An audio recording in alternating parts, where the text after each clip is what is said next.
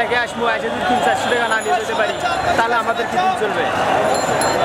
এই জন্য আমরা মানে কেউ কাগজ কয়ে আসে নাই, যে কেউ কাগজ দিয়ে পাঠাই নেই, আমরা নিজেরাই সবাই এখানে আসি। কাগজটা পাই হয়েছে আমরা আসি। প্রতিদিনই এরকম করে দেখি যে একটা রিক্সা পাই হয় সব নিয়ে চলে যায় ব্যাটারি রিক্সার প্রতিবাদে। জি।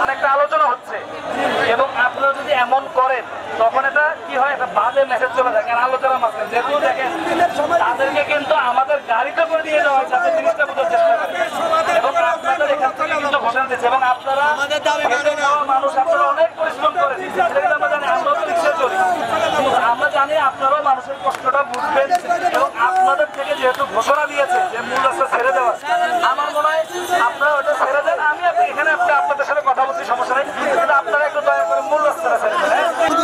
কেমনে চলে অবৈধ